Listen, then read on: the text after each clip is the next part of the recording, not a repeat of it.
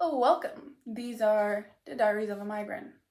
I am the migrant in question. My name is Maria Calado. I'm 20 years old. I live currently in the UK, but I was born and raised in Portugal, more specifically Venda do Pinheiro, which is a town probably none of you heard of unless you're one of my 10 friends. So, welcome to my YouTube channel. I'm basically creating this as an assignment, but also to raise awareness because I do think it's quite hard, and I have thought about this YouTube channel and doing this project for a while, but never had the incentive to do it. So basically, I'm just gonna tell you my story, some of the obstacles that I faced, and some of the good things that came with this trip to the UK. So this all started basically when my mom was working in Lisbon and she overheard this conversation about an agency from the UK recruiting migrant workers. And she was thinking about migrating for a few years before that. So she took the opportunity, clearly, otherwise I wouldn't be here. And she came to work in the UK, which was quite easy on us because we didn't need a visa or anything because obviously we were part of the EU. I'm not sure how that's gonna go because of the Brexit thing, but we'll see. So my mom got here. She worked as a care worker, domestic work, as it is usual. There's patterns that migrant workers are required for this work specifically because workers in UK don't want to do it. Like UK residents don't necessarily want to be susceptible to that kind of work, especially women, which is fair enough. My mom was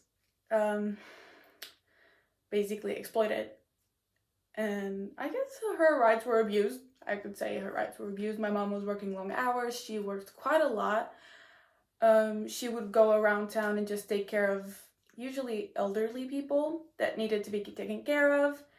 And there was deductions from her salary that we did not know why they were so high.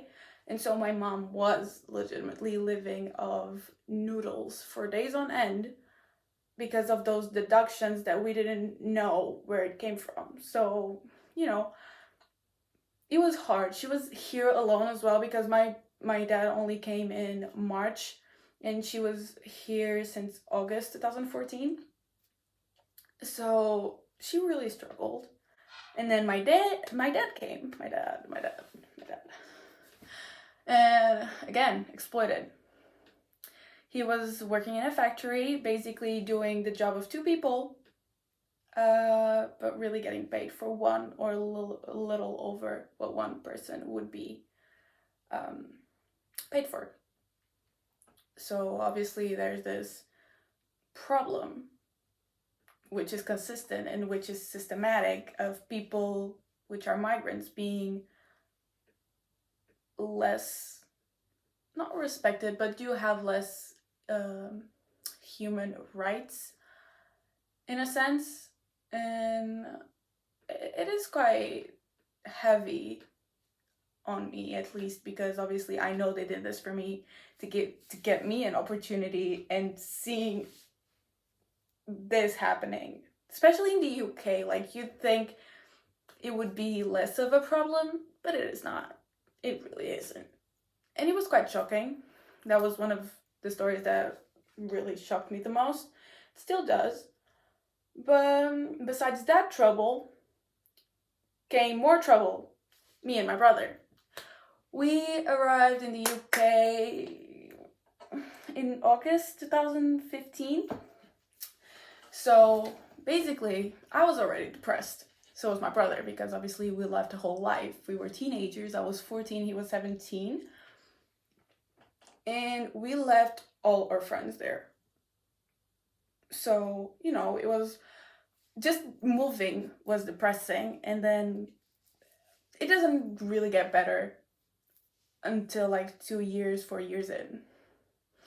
Because you always have this double identity, because the person you are with your friends in Portugal is completely different from how you act in here. At least for me it was. I can't really talk for him. Okay, right. So basically, we arrived. I arrived in 2 weeks after I was in year 10. Completely different grading system, school system. I didn't know how to apply to college or sixth form. I didn't know what sixth form was, what was the difference between the sixth form and the college. It was overwhelming. I was doing coursework 1 month into year 10. I didn't know the instructions. I could barely understand anything that was going on. And obviously, you don't want to say, like, I don't know what's going on, because people will think you're dumb. And that's one of the things that hurt me the most, was people legitimately looking at me and down on me because I was stupid, or so they thought. And that really hurts you because you do feel inferior. Just on that level, it doesn't need to be a direct way of saying, well, you're inferior. Well, yeah, I do feel inferior, and I did for a while. Which is obviously not great because it's just really the barriers, mainly the language, which after a year do vanish a little. But it's the constant anxiety of having people saying you're stupid, or saying you're dumb. For example, the coursework I was talking about, I was so scared of getting a bad grade in it, I could not sleep. I had to, at 14 years old, start taking pills to make me sleep, otherwise I wouldn't, because I was so anxious. Yeah, year 10 wasn't great. Year 11 was okay. Well, economically, we had to move into a caravan, basically. We didn't have the economic means to have a house in Cambridge because it is quite expensive. So we did have quite a few problems. Because we also had to send money to Portugal because my grandparents were there, and this is also a pattern seen in migration, especially on women, because they usually go work in another country and then send back money to their families. And we were no exception. And it was just quite hard as an experience. But we got through it. Now we live in a house in Cambridge because thankfully we can afford it. College was okay. University was quite different. Because until university, I didn't feel really integrated anywhere. And I feel like I was misinformed, especially professionally. I did have this one friend, which I'll insert here a picture. It's Danny, also known as Danielle. She's from the Philippines. She also migrated before me. So she had, a few years of experience prior to me. And she helped me quite a lot. It was an informal way for me to get this information. So she was really the person that helped me the most through year 10, 11, 12, and 13. Because, she related. I could actually understand Annie. She understood me. She was really my good friend. I made some other friends. But Danny was also a source of information, and she actually guided me through some of the things that I needed to do, because I didn't know what a personal statement was. I didn't know how to apply to a college. I didn't know a lot of stuff. And she helped me, and I think that's why I wanted to create this YouTube channel, because I really want to provide an informal source for people to, ask for help, because I wouldn't ask for help for anyone else but Danny at some point. Because I just feel like you should know this. And if you don't know it and you ask, people will think you're stupid because you should know, but you don't. Because I don't think people really take into consideration the fact that that's a whole new, education system that you're going through. And people really do forget that. They're just, okay, yeah, you're like someone else. And it is good to be treated like someone else, but you have to take into account that I wasn't born here. I sometimes have no idea what's going on, and I don't think people did that. So I really do want to raise awareness for that, especially for some teachers, some people, students. Students can be so mean. There was this one girl, she was supposed to show me around in year 10. She legit straight up told me, yeah, I don't think you fit into my group. And I was like, well, I don't think I fit in anywhere really, but you don't need to make it that obvious. because, it hurts. It being put aside like that, it really hurt. And it's just this problem of identity constantly, because obviously you need to adapt to a whole new culture, and you just constantly feel like you don't fit in. And it hurts you, and it really started to feel degrading, because you're trying really hard to just be there and just, you know, keep going. But people don't make it easy on you. Like, hello? Could you please not hurt my feelings that way? But anyway, after college, I didn't have Danny with me because she is in another school, in another university actually. However, I really did get lucky on this one. My uni friends were extremely helpful for anything. Basically, I didn't know I could apply for a student loan, but one of my Spanish migrant friends knew how to and knew I could, so she told me, you should really go to this place and this place in uni because they will help you. And so I did, and I did get a maintenance loan, which was great, obviously, because I couldn't pay, and I could not bear to ask my parents every month for £800 to pay student accommodation, because obviously it's not our budget. We're still sending money to my grandparents in Portugal, because obviously they had their medical needs and stuff. So it's frustrating. I got over the maintenance loan problem, and it just gave more problems. You'd think it would be calm for a minute, but it just gave more problems. But they did make it really, really, really much better. Because I think it was really the first time I felt integrated into a group, because it was just migrants. It's people that actually understand how you feel, even if it's not just Portuguese people. And the societies as well. I think the main difference with university was the professional help that you can get in the Brooks Union, for example, in this institution, which is Oxford Brookes University, which is my university.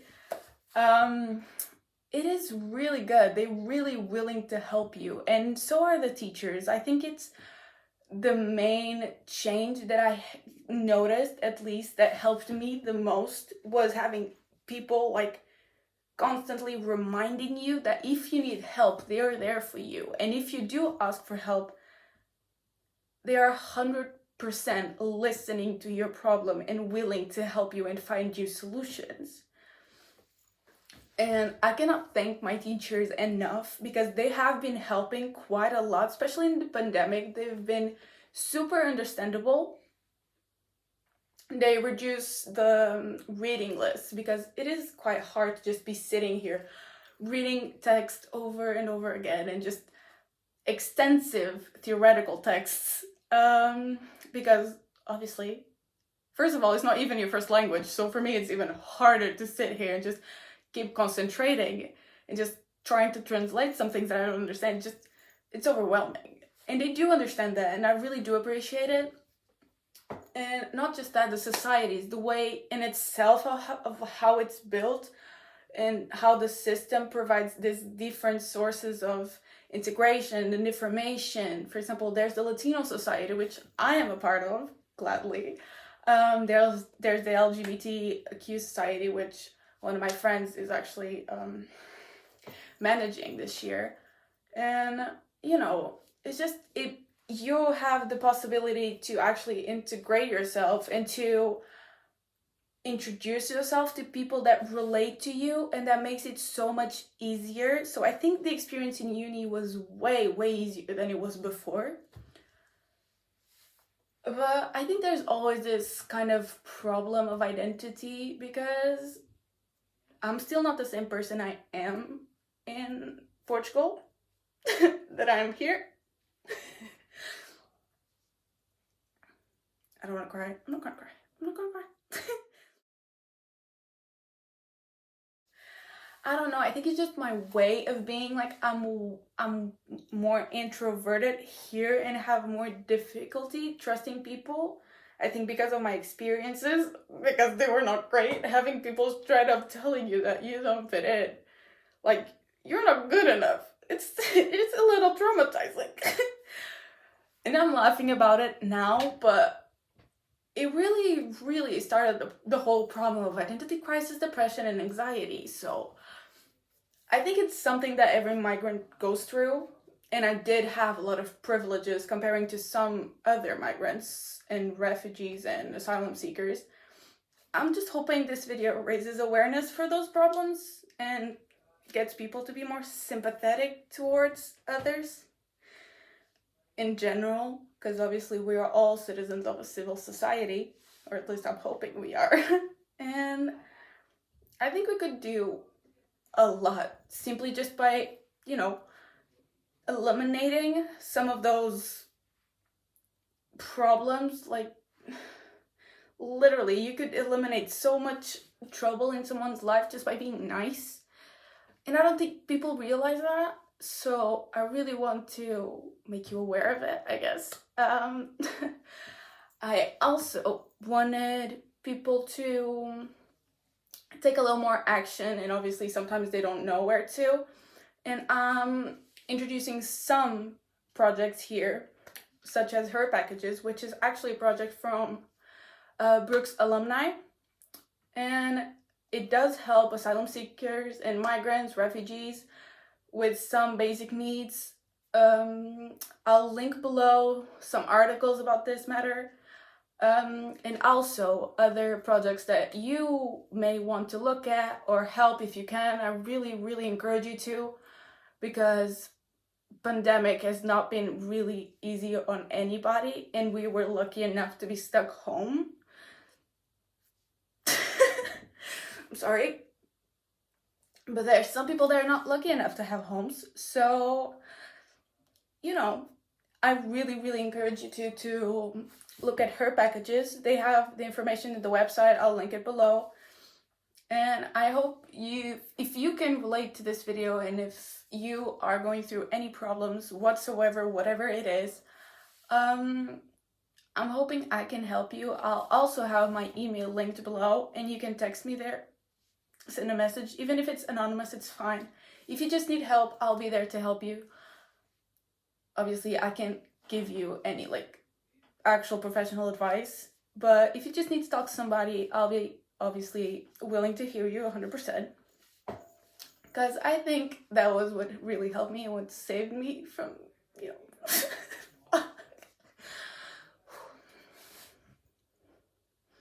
I think I'm gonna have to do triage again. But anyway, I think that was really my main purpose for this video. And for the YouTube channel in general, I'll probably do more videos on story times about good things and bad things. And if you need any information, I can do videos on how to apply to uni, how I applied to uni. And if these are of any help to anybody, I'll be really happy to do those videos. And I hope this video just betters someone's day. And yeah, thank you so much for listening. I am sorry. I know my chair has been making a lot of noise and that the quality of the video is not great. I have these green things in my glasses because of the lighting, because that's all I can do in the pandemic.